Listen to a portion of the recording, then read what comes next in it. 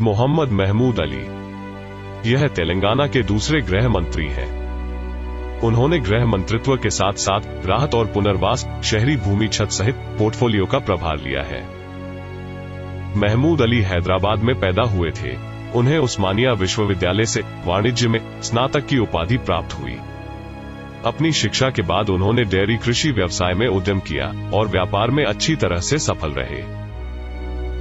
2 जून 2014 को राज्य विधानसभा चुनाव में टीआरएस पार्टी की जीत के बाद मुख्यमंत्री के चंद्रशेखर राव ने अली को तेलंगाना के पहले उप मुख्यमंत्री के रूप में नियुक्त किया था। यहाँ हैदराबाद में नव भारत समाचार के संवाददाता कपिल देव ने तेलंगाना के गृह मंत्री महमूद अली से बातचीत की।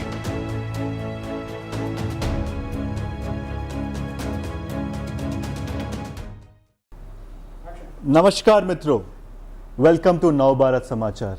मैं आपका प्रिय होस्ट कपिल देव लेकर आया हूँ एक बड़ा शख्सियत के साथ। वो है महमूद अली जी, गृह मंत्री तेलंगाना के राष्ट्र में। नमस्कार महमूद अली जी। नमस्ते सर, कैसे है? I'm okay sir. You're looking very fit and fine. So you're in the hot seat of the Home Minister of Telangana, the new state and youngest state. तो पहले ये बताइए कि आप एक बड़े पद पे है, एक गृह मंत्री है, एक 4 करोड़ की आवाम की गृह मंत्री है, पुलिस संभालते, लॉ एंड ऑर्डर संभालते, सिक्योरिटी संभालते हैं। आपकी दिनचर्या कैसे शुरू होता है? देखिए, मैं आराम से सोता हूँ और सुबह अर्ली मॉर्निंग उठता हूँ और सुबह से ही अपने काम पे लग जाता हूँ। मैं हमेशा फ्रेश रहता हूँ। जब थोड़ा सा यकीनन जो महकमा पुलिस है उसमें बाज़ वक़्त कई मसाइल आते हैं, मगर आजकल हमारी जो पुलिस है, हमारा जो लैंड ऑर्डर है, बहुत इंडिया में नंबर 1 लैंड ऑर्डर है। आप किसी भी शहरी से पूछ सकते हैं, हैदराबाद के हो जी। हमारे ऑनरेबल सीएम साहब तेलंगाना बनने के बाद लैंड ऑर्डर पर काफ़ी तवज्जो दी है, क्योंकि तेलंगाना बनने से पहले तेलंगाना मूवमेंट तकरीबन 14 ईयर चला है जी। और तेलंगाना बनने से पहले हर एक में यही डाउट था कि तेलंगाना बनेगा तो लैंड ऑर्डर किस तरह कंट्रोल करोगे, क्योंकि हैदराबाद में या तेलंगाना स्टेट के अंदर तो नेक्सलिज्म का जोर था और यहाँ पर थोड़ा क्रिमिनल राइट्स भी हुआ करते थे जी। तो जब अक्सर एमपी से जब मुलाकात करते थे हमारा डेलीगेशन, तो हमसे पूछते थे, हमारे सीएम साहब से पूछते थे कि भाई तेलंगाना की बात तो कर रहे हैं, अब तेलंगाना बने बाद आप लैंड ऑर्डर कैसा कंट्रोल करेंगे? ये डाउट तो बहुत सारे लोगों में आया है। मगर आपको एक बात बताना चाहता हूँ, इस वक्त तेलंगाना की पुलिस इंडिया में नंबर 1 पुलिस है। रात के 12 बजे भी लोग यहाँ ज्वेलरी पहन के बाहर निकलते हैं जी। आप देख सकते हैं जी। मोटरसाइकिल पर बैठ के पीछे बैठ कर जो लेडीज जाते हैं उनके गले में सोने के हार होते हैं। मैं तो यही बात बोलता हूँ काफ़ी लोगों से कि मैं एक ऐसे शहर से हूँ जहाँ पे विमेन सेफ्टी और बहुत ही अहमियत चीज़ है और जो रेस्पेक्ट मिलता है, हम काफ़ी सुनाई देता है कि अलग राष्ट्रों में, अलग सिटीज़ में कि स्त्रियों के ऊपर बहुत सारे अत्याचार होते हैं या ऐसे चीज़ होते हैं, दुर्घटना घटती है दिल्ली जैसे शहर या कोई बम्बई, लेकिन हैदराबाद के बारे से हम सुनते नहीं। हैदराबाद में क्या है, पुलिस बहुत फ्रेंडली पुलिस है जी। और हमारे ऑनरेबल सीएम साहब तेलंगाना बनने के बाद सबसे ज़्यादा फोकस पुलिस को किया जी। फ्रेंडली पुलिस बहुत अच्छा काम कर रही है जी। अब छोटी सी बात बताता हूँ कपिल साहब के, सीसीटीवी कैमरे जी सारे इंडिया में जितने कैमरे उसका 68% कैमरे सिर्फ यह तेलंगाना स्टेट में और ख़ास तौर से ज़्यादा हैदराबाद, राचाकोटा, साइबराबाद जो कम स्टेट है जी। तो लैंड ऑर्डर बहुत अच्छा है यहाँ पर। लोगों में ज़रा भी पुलिस का खौफ नहीं है। क्या होता था पहले, पुलिस के हाथ में हमेशा डंडा हुआ करता जी। मगर आज ऐसा है, हमारे जो पुलिस स्टेशन बन रहे हैं या कमिश्नर ऑफिस बन रहे हैं, जो एसपी ऑफिस बन रहे हैं, आप ऐसा देखेंगे एक 5 स्टार होटल की तरह बना रहे हैं जी। और बाज़ाब्ता सबसे अहम आदमी जब इंटर होने के साथ उसका वेलकम किया जाता है, रिसेप्शन पे बहुत अच्छे लोगों को बिठाया जाता है, रेस्पेक्ट दिया जाता है, उन्हें बिठाया जाता है, उनकी तकलीफ पूछी जाती है। आज हम आपके यहाँ पे आए तो हमारी रेस्पेक्ट तो खातिरदारी तो अच्छी हुई है। तो मैं आपको ये बात बोलना चाहता हूँ कि हैदराबाद एक बड़ा शहर है, मतलब हिंदुस्तान में 5 बड़ी नगर में हैदराबाद भी एक अच्छी नगर है और 1 करोड़ से ज़्यादा आवाम है यहाँ पे और काफ़ी सारे लोग आईटी के क्षेत्र, मतलब रात की दुनिया ज़्यादा है हैदराबाद में। तो रात की दुनिया मतलब होता है कि अफरा तफरी की दुनिया भी हो सकता है या ऐसे लोग लाइक एंटी सोशल एलिमेंट्स ज़्यादातर रात में ही होता है ये चीज़। क्या लगता है आपको ये एंटी सोशल एलिमेंट्स जो है, जो रात की चीज़ों में या नाइट क्लब हो सके या कोई ऐसे दुर्घटना जब घटती है, आपके दिमाग में क्या चलता है ये चीज़? देखिए, हमारे पास एक बात मशहूर हो चुकी है कि हमारे हैदराबाद में या तेलंगाना स्टेट में क्राइम करने के बाद वो बच नहीं सकता जी 100% बच नहीं सकता। मैं अभी आपसे बताया कि सीसीटीवी कैमरों का जाल बिछा हुआ है हमारे पास, और क्राइम के लिए हमारे पास बहुत, जहाँ कर भी कुछ क्राइम का हमको ज़रा भी डाउट होता है वहाँ पर हमारे अनड्रेस पुलिस रहते हैं जी जो ड्रेस पहनकर नहीं रहते, वो हमेशा अपने बटन में सीसीटीवी कैमरा लगा के रखते हैं। जी और जो है जहाँ पर भी शक का एरिया है कि वहाँ पर कुछ जैसा बस स्टैंड पर कहीं समझिए रात का टाइम बस पकड़ने के लिए कोई लेडीज आके टच जी हमारे कैमरे भी होते हैं, उसके बावजूद भी हमारी पुलिस हमेशा नज़र रखती है लोगों पर। आप देखिए कोई पेपर में भी आप देखिए, रोज़ाना पेपर देखिए, आप कौन से भी पेपर, ऐसा क्राइम के बारे में उतना जैसा एक ज़माना पहले क्राइम बहुत ज़्यादा हुआ करता था, आज क्राइम नहीं के बराबर है हमारे पास चेन स्नैचिंग बहुत से लोग कर्नाटक, महाराष्ट्र, छत्तीसगढ़ वो के जिलों लोग से आकर बहुत यहाँ पर आते करके रात फरार होते थे। जी और हम पूरा बॉर्डरों पे कैमरे लगाए गए, यहाँ के कैमरे लगाए गए। आदमी क्राइम करने के बाद इमीडिएट अगर एक्शन लेके पकड़ने वाली कोई पुलिस है तो तेलंगाना पुलिस है। अब क्राइम कभी भी यहाँ पर बिल्कुल नहीं के बराबर हो चुका है। बहुत अच्छी तरीके से हमारी पुलिस लैंड ऑर्डर पर कंट्रोल कर रही है। जो हमारे डीजी महिंदर रेड्डी साहब है, जी पहले वो जब तेलंगाना स्टेट बनी वो कमिश्नर थे, ठीक आज डीजीपी है। और हमारे जितने तीनों यहाँ के कमिश्नर हैदराबाद, राचाकोंडा, सैबराबाद, चूँकि आप जिस तरह बताएं यहाँ 1 करोड़ से भी ज़्यादा आबादी है। जी जहाँ आबादी बढ़ती है और जहाँ आईटी होता है, जी तो रात में चहल पहल होती है, तो नाइट क्राइम के बहुत से वाक़यात होते हैं। और आज हमारे पास देखिए आप नाइट क्राइम में भी कहीं पर भी कोई ज़रूरत नहीं कर सकता। जो इंसान अपने लिमिट के अंदर अपनी ज़िंदगी गुजारता है तो उसे कोई डिस्टर्ब नहीं है। लिमिट क्रॉस करता है तो बराबर उस पर पुलिस की नज़र होती है। लिमिट क्रॉस करता तो बराबर पुलिस उसकी नजर एक्शन लेती है। एक्शन। आजकल लिमिट क्रॉस करने का जरिया अलग बन गया है, मतलब मोबाइल एक चीज़ बन गई, सोशल मीडिया है, व्हाट्सअप ज़्यादा है, मतलब लिमिट, साइबर सिक्योरिटी, साइबर मामले काफ़ी दर्ज हो रहे हैं हमारे आजकल। पास उस चीज़ों पे पर पुलिस में कैसी जो है साइबर व्यवस्था क्राइम बनी? बिल्कुल एक अलग महकमा कायम किया गया है। और जो साइबर क्राइम आप बता रहे हैं, अक्सर जो व्हाट्सएप पर तो जो है लोग मैसेज हम भिजाते हैं, ये करते हैं, किसी को धोखा, वहाँ बैंक के अकाउंट से पैसे ट्रांसफर करते जी हैं। वो चीज़ काफ़ी ये दौरान साइबर क्राइम होते हैं, लोगों को धोखा देते हैं कि इसी तरीके से धोखा देते हैं कि लोग देखे देखे तक उनके पैसे गायब हो जाते हैं या वो धोखे में वो लोग फंस जाते हैं। जी तो उसके लिए यहाँ पर बाज़ाब्ता हैदराबाद हो या राचाकुंडा हो या सैबराबाद में साइबर क्राइम को अलग तरीके से ट्रीट किया जाता है। उसके लिए अलग साइबर लॉज बन चुके हैं। एक्सपर्ट्स है, बहुत बड़े लोग एक्सपर्ट है उसके अंदर। वो करते करते उसके अंदर जो काबिल होते हैं, आज की टेक्नोलॉजी यूज़ कर सकते हैं, ऐसे नौजवान IPS ऑफिसरों को वहाँ मुकर्रर किया जाता है। साइबर क्राइम में भी हम बहुत से, हमारे अदर स्टेट के लोग हमसे शिकायत करते हैं, सब हमारा कंपनी तो हरियाणा में, हमारी पंजाब में, अब तेलंगाना की पुलिस हमें गिरफ्तार कर लिए, हम एक इश्तिहार देने पे गिरफ्तार कर लिए। जी तो यहाँ पर ज़रा भी कोई साइबर क्राइम करते हैं तो ज़रूर उसके ऊपर पूरी नज़र रखी जाती है और उसको लोगों से बचाने के लिए हर तरीके से हम जिस तरीके से ये हो सके उन्हें IT का बचाया जाता दुनिया है, टेक्नोलॉजी का दुनिया, युवा की दुनिया है। बेशक। मतलब युवा आजकल ज़्यादा लोग मोबाइल पे बसे हैं, लैपटॉप में है, कंप्यूटर में है, उनकी बाहर की दुनिया बहुत कम चली और कोविड के चलते और भी कम पड़ी। तो ये चीज़ के बारे में लोग जो अभी ज़्यादातर साइकोसोमैटिक डिसऑर्डर जो बोलते हैं लोग, या अलग रह के या घर में अकेलापन महसूस करके क्राइम के ऊपर बहुत सारे लोग काम कर रहे हैं। इसके ऊपर कुछ काउंसलिंग या ऐसे चीज़ कुछ बन रहे? वही बता रहा था, हमारे पास एक बहुत अच्छी टीम है। जी जो लोग खाली चबूतरे पे बैठते हैं ना, जी रातों के टाइम बाहर बैठे रहते हैं, तो उन लोगों पर, उन ऐसे लोगों को ले जाते हैं पुलिस स्टेशन में, काउंसलिंग करते हैं, या नौजवान बच्चे हैं तो उनके पेरेंट्स को बुलाते हैं, बताते हैं। पुलिस फ्रेंडली तरीके से काम करती है। हम किसी को इमीडिएट पकड़ के सख्ती से कोई उनके पास रिएक्शन नहीं करते, बल्कि उन्हें समझा के प्यार से, मोहब्बत से उनको सुधारने की कोशिश करते हैं। हाल में कुछ दिन पहले हरियाणा के DG साहब आए थे यहाँ पर। जी तो जब मुझसे मुलाकात किए तो हमारी जेल, जो चंचौड़ा जेल और चरलापल्ली जेल पे भी वो लोग उन्होंने तफसीली दौरा किया। जब मुझसे गए तो गए कि आपके पास जेल में भी बहुत अच्छी शिक्षा दी जाती है। वहाँ पर जेल में जो बच्चे पढ़ना चाहते हैं, चाहे वो इंटरमीडिएट पास पढ़ना चाहते हैं या मैट्रिक पढ़ना चाहते हैं, जो कम उम्र लोग आ जाते हैं, या कोई डिग्री करना चाहते हैं, तो बराबर उनको शिक्षा दी जाती है। उनको पढ़ाने के लिए जो उस्तादों का तकर्रुर किया जाता है, उनको बाज़ाब्ता तरीके से सुधारा जाता है।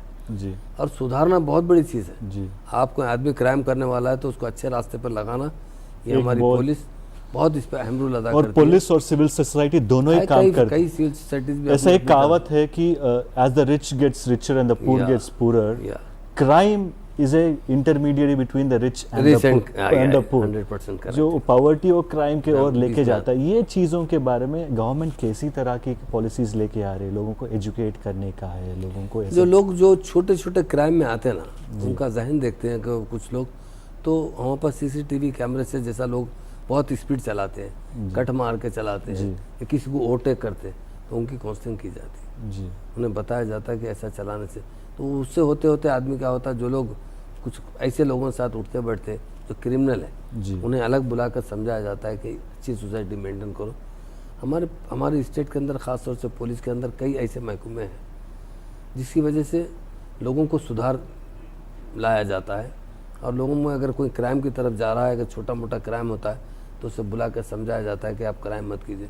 ख़ासतौर से ये होता है कि लोगों में क्या होता है, आप जैसा बने लोग घरों में बंद होकर एक किस्म से बाज़ वक़्त गलत रास्ते पर जाने का डर रहता है। डर रहता है। कोई लोग अगर कोई भी गवर्नमेंट के रूल्स को तोड़ते हैं, सपोज अगर एक सिग्नलिस्ट है, जी अगर उसे ओवरटेक करते हैं, सिग्नल जब रेड दिखती है तो आदमी टरना चाहिए, बाद लोग उसी स्पीड में निकलते हैं, जी तो उन्हें उमन चालान तो करने से पहले उन्हें वार्निंग दिया जाता है, उन्हें बुला के काउंसलिंग किया जाता है कि गवर्नमेंट को रूल्स तो नहीं तोड़ना चाहिए, जी रूल्स के साथ फॉलो करने वाला आदमी से अपनी लाइफ में डिसिप्लिन मेंटेन कर सकता है। जी।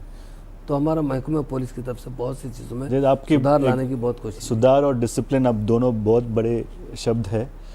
आपके जीवन में ये सुधार और डिसिप्लिन कब से शुरू हुआ, या बचपन से शुरू हुआ, या हालाती दौर से शुरू हुआ था? मैं बचपन से, क्योंकि मेरे फादर जो है जी एक एग्रीकल्चरिस्ट थे, डेयरी फार्म का बिजनेस करते थे, और मैं उनके साथ 10 साल से उनके साथ लगा था, पढ़ते हुए भी अपने काम में काम करता था, और वो बड़े उसूल पसंद थे। जी उन्होंने मुझे बहुत अच्छी अच्छी बातें बताई। मैं आपसे भी एक बात बताया, जी मेरे वालिद से कभी मैं गलत बात नहीं सुना। गलत का मतलब झूठ अलग बात है। अगर किसी का फ़ोन आया, अगर कोई मसरूफ़ भी है तो उसे बताते थे कि बताने लगाते थे कि आप 5 मिनट से कॉल कीजिए, हम बात करेंगे। नहीं है बोल के बाद लोग उमर नहीं है बोल देते। उतनी छोटी मिस्टेक भी हमको बताते थे, ऐसा नहीं बोलना चाहिए। और मैं आपसे बताया अभी भी, मैं 10 साल से कभी ज़िंदगी में झूठ जिसको बोलते, जी। मैं घर में रहा तो रहा बोलता हूँ, बाहर रहा तो बाहर हूँ बोलता हूँ। जो Sincere। आदमी से सिंसियरिटी, क्या वही सिंसियरिटी आपको ये पद तक लेके आई? डेफिनेट, हम सब, हमारी पार्टी के लोग भी जानते हैं, हमारे सीएम साहब भी जानते हैं। तो देखिए, सिंसियरिटी बहुत ज़रूरी है इंसान, और पंक्चुअलिटी, वक्त की पाबंदी करना। और एक बात हमारे फादर बताते हैं कि जितनी चादर उतने पैर फैलाना चाहिए, जिसकी जितनी अर्निंग है आपकी, जितना उसी उतना ही के खर्च साथ एक बैलेंस शीट बनाना चाहिए। उसी में अखराजात करें तो कभी आप परेशान नहीं हो सकते। तो अकाउंट्स के मामले में भी आप नंबर 1 हैं। बिल्कुल, आप वैसे बिजनेस भी संभालते हैं, जी हाँ। आपकी फैमिली बिजनेस जो संभालते हैं, और पॉलिटिक्स भी संभालते हैं, और फैमिली संभालते हैं, और सोशल लाइफ। कितना मुश्किल होता है ये 3-4 चीज़ आप एक प्रोफाइल बना के है। नहीं, ऐसा देखिए, आप एक उसूल की जब जिंदगी रहती तो उतने मुश्किलात नहीं होते। आप उसूल से हट जाते हैं जी तो डेफिनेट है उसमें मुश्किलात पेश आते थे। अपन सर्विस जो, देखिए, अगर मैं मिनिस्टर हूँ तो मैं ये नहीं समझता कि मैं मिनिस्टर हूँ, मैं समझता हूँ मैं तो पब्लिक सर्वेंट हूँ। जी मेरी ड्यूटी रेगुलर उनकी सेवा करना है। जी मैं एक होम मिनिस्टर बनकर या कुछ किस्म का आर्डर पास करना है, बल्कि मैं खुद मेहनत करना है, मैं खुद लोगों को सर्विस देना है। जी तो मैं सुबह 10 बजे से 1 बजे तक मुसलसिल यहाँ लोगों से मिलता हूँ। फिर शाम में 3:30 से लेके 7:30, 8:30 तक जितने विजिटर्स आते हैं, जी। तो रोज़ाना मिनिमम 8 to 9 आवर्स तो विजिटर्स के लिए रखता हूँ। तक नहीं जाते आप? तक तो बोले तो खैर ऐसा रहता है, थोड़ा बहुत तो पार्टी के कामों में कभी कभी एज के हिसाब से, पहले तो बहुत काम किया, अभी भी काम करते हैं जी। मगर आदमी तो जो है, जैसा आदमी 60 साल में एक रिटायरमेंट लाइफ पे आता है, जी। पर पार्टीज में तो रिटायरमेंट लाइफ थोड़ी बहुत बड़ी है, बढ़िया। तो थोड़ा काम तो करते हैं, थकते हैं कि रोज़ काम करना रहता है। जी और मैं कभी संडे वनडे कुछ नहीं है मेरे पास, जी और कभी मैं बाहर टूर को, पिकनिक को, इधर उधर कहीं नहीं जाता। जी। पंक्चुअलिटी से काम करता हूँ और रेगुलर काम करता हूँ। फैमिली की लोगों से वहाँ से कैसे सपोर्ट रही आपकी ये जर्नी मेरे में? मिसेस, ये जर्नी में भी मेरे मिसेस मेरे साथ काफ़ी कोऑपरेट किए, क्योंकि हम 14 ईयर्स जो है जद्दोजहद में रहे तेलंगाना हासिल करने। जी जब हम जाते तो बहुत रात को भी आते थे, काम में लगे रहते थे, 2-2, 4-4 दिन लोग आते रहते थे, जाते रहते थे, तो बहुत ज़्यादा बिजी थे। तो हमेशा मेरी मिसेस मुझे हमेशा कोऑपरेट करती थी, और बहुत अच्छी फैमिली रही हमारी, बहुत प्यार और मोहब्बत से दोस्तों हम का रहते हैं। कैसे रहा आपका सफर? दोस्त बहुत कम रहे, बचपन के दोस्त तो सब, क्योंकि हमारी मसरूफियत इतनी हो चुकी कि हम दोस्तों के लिए टाइम नहीं निकाल सकते। अब कुछ कोई मुलाकात कर लेता है कभी कभार, मगर ऐसा कुछ दोस्तों के साथ रोज़ाना बैठना या टाइम भी नहीं रहा। और आज कभी लोग भी आते तो समझते कि अरे बहुत मसरूफ़ है ना भाई, बोल के। तो ज़्यादातर आवाम के ना साथ दोस्तों के साथ टाइम नहीं थी और सपोर्ट मिल चुका आपके फैमिली के साथ। अभी आपका जो आगे जनरेशन है, जो नया जनरेशन, नया पीढ़ी है, ये नया पीढ़ी एक दौर से गुजर के कोविड-19 का दौर जो गुजरा है, जो लोगों घर में बसे, काफ़ी मुश्किल हालात से गुजर के लोग आ रहे, उन जैसे लोगों के लिए आपका कौन सा राय और टिप्पणी है? देखिए, ये कोविड-19 में बहुत लोग परेशान हो चुके हैं और बड़े लोग भी परेशान हुए जिसके इंडस्ट्रीज थे या बड़े बड़े कारोबार थे। छोटे लोग भी परेशान हुए, छोटे लोग बहुत ज़्यादा परेशान हुए, जो रोज़मर्रा काम करते, रोज़मर्रा कमाते, रोज़मर्रा अपनी फैमिली को जो उनके ज़रूरत पूरे करते, वो लोग काफ़ी दिक्कत में, काफ़ी तकलीफ़ में, अब सब बहुत डिप्रेशन में भी लोग हैं। मेरी उनसे यही अदबन गुजारिश है, देखिए इंसान की जान जो होती है वो सबसे बड़ी चीज़ है जी। अभी कोविड-19 जो आया, इसमें जो लोग बीमार हुए, अच्छे हो गए, रिकवर तो हो गए। जो लोग का इंतकाल हो गया, डेथ हो गई, वो यकीनन हमारे लिए बहुत दुख की बात है जी। अब हम ये करना है कि हम इस परेशानी से आगे किस तरह बढ़ना चाहिए, तो हम ज़रा हिम्मत से रहते हुए काम करना चाहिए, कोशिश करना चाहिए। मैं भी काफ़ी लोगों से जब मिलता हूँ कि अपने मसाइल सुनने के बाद मेरे भी आंख में पानी आ जाता है जी। कि अल्लाह ताला, ये लोग हमेशा खुदा का रहम चाहिए इन लोगों के ऊपर। ये लोग कितनी परेशानी में आ गए। लोग जो है ख़ास तौर से ट्रांसपोर्ट का बिज़नेस करने वाले, ऑटो वाले, टैक्सी वाले, बेचारे बसेस वाले, जी। क्योंकि काफ़ी दिन से इंस्टॉलमेंट चढ़ते जा रहा हूँ उनका, और कुछ इनकम नहीं होने की वजह से उनके मकानात के किराए चढ़ते जा रहे हैं, बच्चों की स्कूल की फ़ीस है। फिर भी हमारे चाहने चीफ मिनिस्टर साहब बहुत कोशिश कर रहे हैं उन लोगों को किसी न तरह से मदद करने की। हमारी स्टेट इंडिया में पहले नंबर 1 स्टेट है। कल मुझे एक आंध्रा के लीडर साहब से मुलाकात हुई, वो बता रहे थे कि सबसे कम अगर किसी स्टेट में लॉकडाउन रहा तो वो तेलंगाना है जी, और सबसे पहले इस बाहर निकलने वाली स्टेट कोरोना से तो वो तेलंगाना है। तो काफ़ी अच्छा अरेंजमेंट किया गया। स्टेट पॉलिसी जब तेलंगाना की बात होती है तो तेलंगाना एक नया राष्ट्र है, 7 साल का यंग राष्ट्र है। तो ये 7 साल कैसे रहा, आपका जर्नी कैसे रहा? 7 साल देखिए, हमारे 14 साल हमारी जद्दोजहद में रहे जी। हम हमारे सीएम साहब, हम तो अपने आप को लक्की समझते हैं क्योंकि हमारे जो लीडर है जी, वो खुदादाद सलाहियत के लीडर है जी।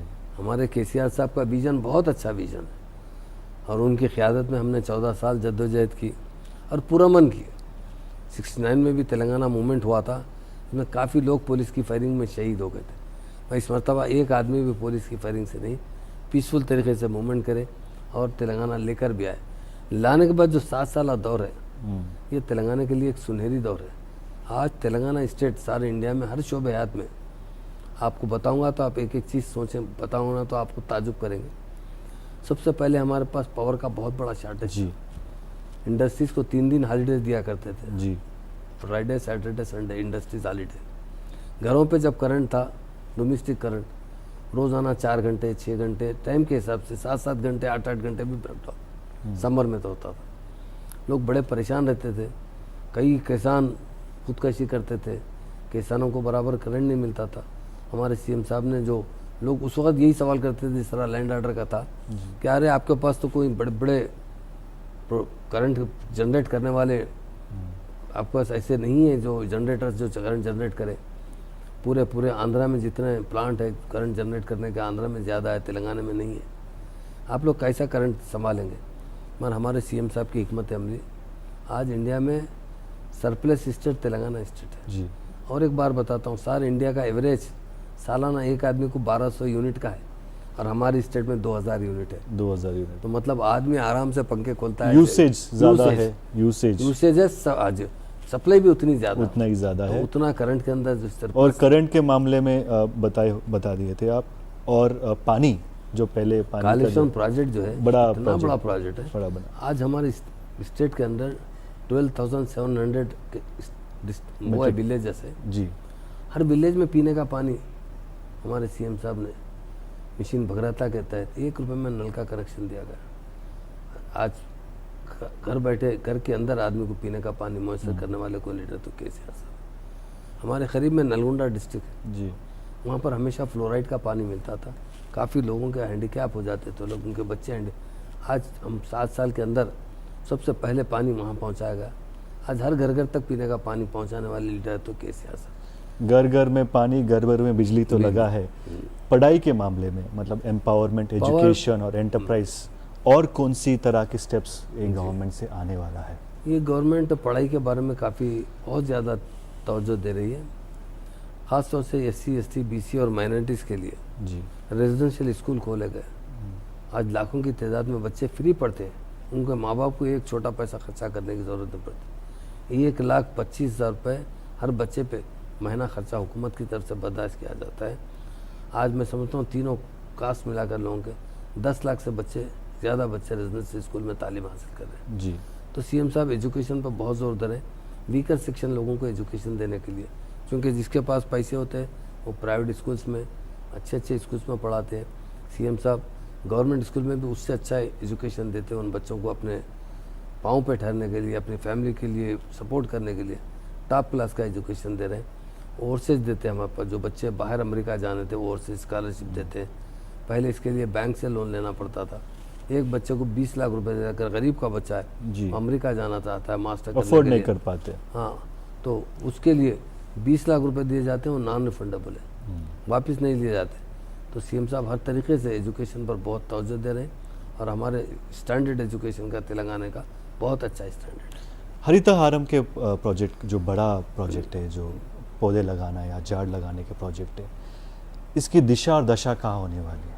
देखिए, ये हरितहारम प्रोग्राम तो हमारे स्टेट में बहुत बड़े पैमाने पे मनाया जाता है। हमारे जो MP है संतोष साहब, वो रात दिन यही काम करते हैं, और हमारे CM साहब भी ख़ास तौर से जो जंगलात ख़त्म हो चुकी हैं, तो अब रोज़ाना लाखों की तादाद में पौधे लगाए जाते हैं, लाखों की तादाद में। और जब भी हमारे CM साहब का जन्मदिन होता, चाहे किसी MLA का जन्मदिन होता, MP का जन्मदिन होता, मिनिस्टर का, उस दिन हम लोग केक नहीं काटते बल्कि पौधे लगाते हैं। तो बारिश का सीज़न में तो बहुत पौधे लगाते हैं। एक बदलाव तो आई है। पहले ज़माने में लोग शादियों पे ऐसे गुलदस्ता या ऐसे बुके देते, आजकल पौधे देने लगे। तो एक चेंज तो आई है, चेंज आई है, ताकि ले आके लोग अपने घरों में लगा ले। और उसमें ये तो जो बुके देते हैं वो तो बिल्कुल डस्टबिन में चले जाते हैं एक दिन के बाद। तो बहुत अच्छा एक चेंज लेकर आए, एक चेंज तो आई है। तो ये चेंज जो 7 साल का ये नया तेलंगाना का जो चेंज है, और 10-20 साल में कहाँ रहेगा हैदराबाद शहर और तेलंगाना राष्ट्र? देखिए, हमारे CM साहब का विजन बहुत अच्छा है। केसीआर साहब, मैं समझता हूँ 100 IAS या IPS एक तरफ, केसीआर साहब एक तरफ। उनका जो सोचने का जहन है डेवलपमेंट लाने का, कालेश्वरम प्रोजेक्ट बनाया गया, मैं समझता हूँ इतना बड़ा प्रोजेक्ट कहीं पर भी विद इन पीरियड के अंदर, अगर यही दूसरे लोग होते तो मैं समझता हूँ कम से कम कई 7-8 साल लगा देते थे। हमारे CM साहब ने 2 साल के अंदर इसे कंप्लीट किया, और बहुत बड़ा प्रोजेक्ट है ये, जिससे 42 लाख एकड़ ज़मीन सैराब होती है, आगे और भी बढ़ेगी।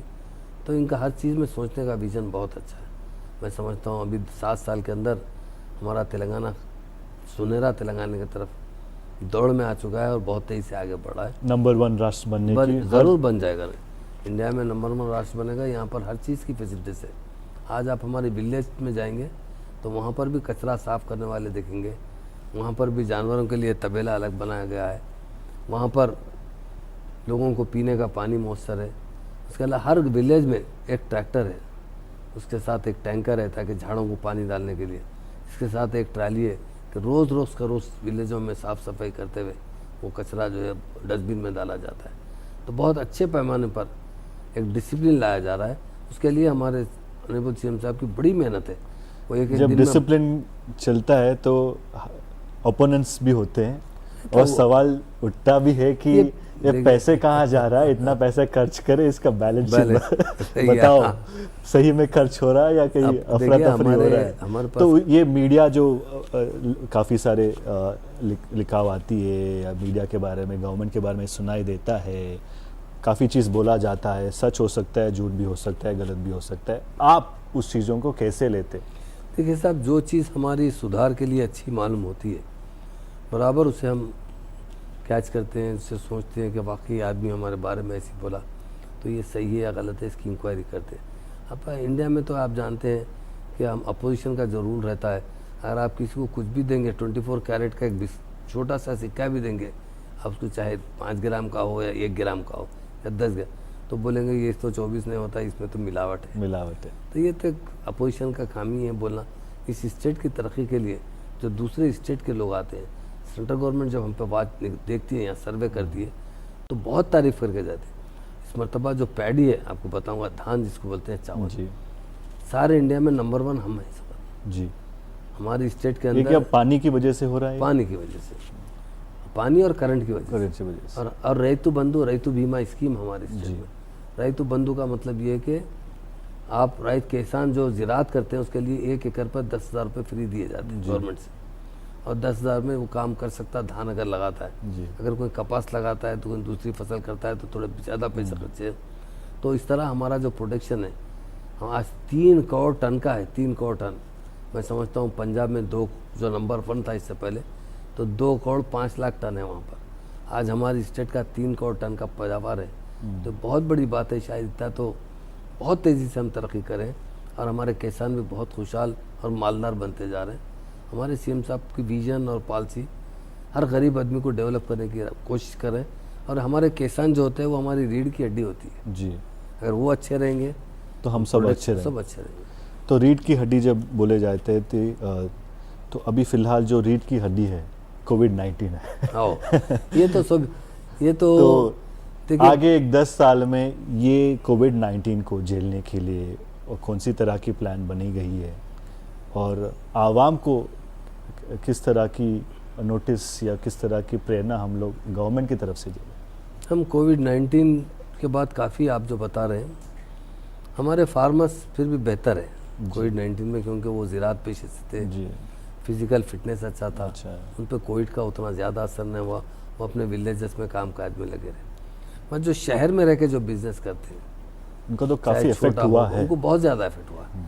तो इनको सुधारने के लिए हुकूमत अच्छे स्कीमात लाने के बारे में, क्योंकि हुकूमत को भी बहुत बड़ा नुकसान हुआ है जी। ये कोविड-19 की वजह से। 1 साल के अंदर हमारे बजट में 1 लाख करोड़ का लॉस हुआ है। टैक्सेस के नहीं आ सके ना, रेवेन्यू देखिए, रेवेन्यू नहीं, बिजनेस चलेगा तो हमारे को जीएसटी मिलेगा, जो भी एक्साइज टैक्स मिलेगा, सही। जिस तरीके से म्यूनसिपल टैक्स, हालात बिल्कुल नहीं चलने की वजह से लोग जो परमानेंट टैक्स है वो भी नहीं दे सके। जी। जो सेल के हिसाब से परसेंटेज से टैक्स देते थे, अब बिजनेस का परसेंटेज ही नहीं हुआ तो उसका टैक्स घट गया उसका। टैक्स भरना ही मुश्किल हो उसकी जाए। वजह से बहुत हुकूमत भी तकलीफ में है, और फिर भी हम बहुत कोशिश कर रहे हैं कि हुकूमत इस तकलीफ से बाहर है और आवाम को भी इस तकलीफ से बाहर निकाले। इसके लिए हमारे जितने बड़े बड़े हुकूमत के अंदर एडवाइज़र्स है और जो हुकूमत मिनिस्टर्स है और जो हमारे एमएलएस है, उनसे मुश्तरका मीटिंगां कर रहे हैं कि किस तरह से आवाम को हम इस परेशानी से बाहर निकालें। और कोविड फर्स्ट आया था, उसके बाद सेकंड फेज़ आता बताए थे जी। अब कुछ लोग थर्ड फेज़ की भी बात करते हैं, हो रही है। और हम तो खुदा से यही दुआ करते हैं कि अब कोई फेज़ नहीं आए यहाँ पर, हम फिर से अपनी ज़िंदगी अच्छी तरीके से लोग गुजारें। अपने आप फेस देखे और देख चुके हैं, फर्स्ट फेज़ सेकंड फेज़ में थक चुके हैं, अब थर्ड फेज़ को ऊपर वाले के कर दुआ करते, उम्मीद करते, और ये उम्मीद के साथ हम आपसे बहुत ये बात बोलना चाहते हैं कि आप एक इंस्पिरेशन रहे आवाम के लिए। आपकी जर्नी एक इंस्पिरेशन है। हम देखिए, हमारा मकसद है, हमारी ट्रेनिंग है कि हम हमेशा आवाम की खिदमत करें। और कभी भी हम ये, मैं तो पर्सनली बोलता हूँ लोगों से, जब लोग कभी मुझे जब काम होने के बाद शुक्रिया बोलते हैं जी, तो मैं कहता हूँ देखिए साहब, शुक्रिया की ज़रूरत है, ये मेरी ड्यूटी है। मुझे जो तनख्वाह दी जाती है वो आपसे जो टैक्स में पैसे वसूल किए जाते हैं उसी से मेरी तनख्वाह। तो मैं किसका सर्वेंट हूँ? तो मैं आपका सर्वेंट हूँ जी। अरे हम क्या टैक्स देते? अरे आपको नहीं मालूम, कैसे भी आप एक पेट्रोल डलाते तो उसमें भी टैक्स लगता है। ऐसा क्या बोलते लोग समझते टैक्स भरे तो कुछ इनकम टैक्स भरे या कोई जीएसटी भरे तो टैक्स समझते। मैं बोलता हूँ आप हर चलते फिरते टैक्स देते हैं। आप जब पेट्रोल खर्चा करते हैं या कुछ भी काम करते हैं तो हर जगह गवर्नमेंट कुछ खरीदते हैं तो उस पर टैक्स ही लगता है, वो टैक्स से ही हम लोगों की सैलरी मिलती है। हम तो आपके सर्वेंट है, आपका काम जो है, हमारी रिस्पॉन्सिबिलिटी करना, वो हम कर दिए। अब शुक्रिया की बात नहीं है। ज़रूर आप जब भी आपको हमारी ज़रूरत रहेगी हमारी, तो ज़रूर हमको याद कीजिए, आइए, हमसे जो हो सकता है हम ज़रूर आपकी मदद करेंगे। मीडिया के बारे में, क्योंकि हम एक मीडिया चैनल है, मीडिया बहुत मीडिया अच्छा है। की आपकी राय? देखिए मीडिया, बगैर मीडिया के तो एक समझिए आप, ज़िंदगी का तीसरा पार्ट मीडिया है। मीडिया के बगैर तो आवाम तक कोई बात जा ही नहीं सकती। मीडिया को हम हमेशा रेस्पेक्ट करना चाहिए। मगर आजकल क्या होगा, व्हाट्सएप मीडिया ये वो आके जो बिला वजह काफ़ी लोगों को परेशानियों का सामना करना पड़ा, और लोगों के बारे में तरह तरह के क्रिटिसाइज, इसके अंदर कोई डिसिप्लिन नहीं है बातचीत के अंदर, ना अखलाक का मुजाहरा है, जो जिसको आया बोल देता है। यकीनन इस पर थोड़ी सी पकड़ होना चाहिए। मीडिया तो बहुत हमारी एक पार्ट ऑफ दी लाइफ है, हम बहुत रेस्पेक्ट करते हैं मीडिया की, और मीडिया की भाइयों की वजह से तो वो तो कोरोना में भी देखा मैं, अपनी जान की परवाह किए बगैर हमेशा हर चीज़ को कवरेज करते हैं। मीडिया को हम बहुत रेस्पेक्ट देना चाहिए। मीडिया में हर फील्ड में, एक बात बताता हूँ, हर फील्ड में अच्छे लोग हैं, कुछ 1-2% रहते हैं वैसे, चाहे पॉलिटिक्स में हो, चाहे बिजनेस के अंदर हो, चाहे किसी लाइफ ऑफ पार्टनर रहने हो, चाहे हर जगह हर शोबयात में कुछ ना कुछ एक बिल्कुल 1% का, बहुत मैक्सिमम लोग अच्छे रहने से दुनिया चलती है। मीडिया की बहुत मैं रेस्पेक्ट करता हूँ। मीडिया बहुत अच्छी चीज़ है, प्रिंट मीडिया हो या इलेक्ट्रॉनिक मीडिया आने के बाद तो आदमी को जब खबर मिल जा रही जी। अब बाद हो गया। बाद लोग क्या कहते थे, जैसा वैक्सीन लेना है, कभी मीडिया पे मैं खुद देखता हूँ आ जाता। कबूल साहब, आप खुद मीडिया के आदमी हैं। जी। मीडिया के बारे में मेरी बहुत अच्छी राय जी। मैं बहुत रेस्पेक्ट देता हूँ मीडिया वालों को। बहुत से अच्छे लोग हैं मीडिया के अंदर। अब आजकल जो व्हाट्सएप मीडिया निकल गया, मैं आपको एक छोटी सी बात बताऊँ। मैं एक साहब को कन्विंस किया कि साहब वैक्सीन ले लीजिए, तो कुछ दिन के बाद एक मुझे व्हाट्सएप भिजाए, उसके अंदर कोई आदमी बोल रहा है कि वैक्सीन लिए तो 2 साल में मर जाते। फिर उसके बाद सेकंड डे तो मैं बोला ये गलत बात है, हमारे वर्ल्ड के बड़े बड़े साइंटिस्ट इस पर तजुर्बा किए, कोरोना को रोकेंगे कैसा, बगैर वैक्सीन के किस तरह रोकेंगे आप बताइए। अगर रोकना है तो वैक्सीन लेना ज़रूरी है। फिर दूसरे दिन और एक डाले उन्होंने कि एक आदमी वैक्सीन लिया, सेकंड डोज के बाद वो पूरे चमचे गिमचे प्लेटा गिलेटा करके लगा लिया पूरे। देखिए आप वैक्सीन लेने के बाद ऐसा होगा, मैग्नेटिक पावर आ गया उसमें। साहब ये सब आपको बता रहे हैं, ऐसी बात नहीं है। तो यकीनन मीडिया बहुत अच्छी है। व्हाट्सएप मीडिया हर आदमी के सामने फ़ोन रख के बोलने की वजह से कई मसाइल पैदा हो रहे हैं। हम हमेशा मीडिया की बहुत रेस्पेक्ट करते हैं, और बहुत अच्छे अच्छे लोग मीडिया के अंदर हैं, बहुत अच्छी तरीके से लोगों तक बात पहुंचाते हैं। हमको बहुत प्राउड है मीडिया पर। जाते जाते हमारे व्यूअर्स, नवभारत समाचार के व्यूअर्स के लिए कुछ आपकी, देखिए नवभारत चैनल के मीडिया के लोग आए हैं, ख़ासतौर से हमारे कपिल देव साहब और हमारे उनके साथी ग्रुप को मैं दिल की गहराइयों से बहुत शुक्रिया अदा करता हूं। और बहुत अहम काम है मीडिया का। अब मैं अभी आपसे कहा कि मीडिया पे मुझे बहुत बड़ा प्राउड है। दखन आप लोग पर भी मुझे बहुत प्राउड है, और अब ऊपर वाले खुदा से दुआ करता हूँ कि आपका चैनल और तरक्की करे। नवभारत चैनल यकीनन हमारे भारत से जुड़ा हुआ है, भारत के अलावा सारे वर्ल्ड में ये चैनल फेमस हो, और बहुत यहाँ से इस चैनल से लोगों को बहुत से सही इत्तलात, और उन जो डेवलप होने के लिए बहुत से चैनल के ज़रिए कई स्किल डेवलपमेंट प्रोग्राम्स आते हैं, कई लोगों को सही न्यूज़ दी जाती है, लोगों को ज़िंदगी के बारे में आगाह किया जाता है कि ये करने से ये गलती होती है, ये करने से ये गलती होती है। ये हत्ता के मेडिसिन के अंदर भी, आयुर्वेदिक यूनानी में भी मीडिया के ज़रिए बहुत से लोगों को बहुत सी दवाएँ पहुँच पाती है। तो यकीनन मैं आपके चैनल के जितने टीम का दिल की गहराइयों से मैं शुक्रिया अदा करता हूँ, और प्रार्थना करता हूँ कि आपका चैनल आगे तरक्की करे। प्रार्थना करते और आशा करते कि और आप भी, और आपकी मनोकामनाएं पूरी हो, और आपकी सेहत बने, और लोगों को आप जैसे सर्विस करे और तरक्की पाए। इस चंद शब्दों से आपका इंटरव्यू देने के लिए बहुत आभारी है हम लोग, और धन्यवाद भी कहते हैं। Thank you. तो ये थे महमूद अली जी, गृह मंत्री तेलंगाना के राष्ट्र के। बातचीत जारी रहेंगे और एक शख्सियत के साथ। तब तक के लिए मैं आपका प्रिय होस्ट कपिल देव अलविदा कहता हूँ। नवभारत समाचार के लिए साउथ इंडिया का सबसे बड़ा हिंदी न्यूज़ चैनल देखते रहिए। नमस्कार।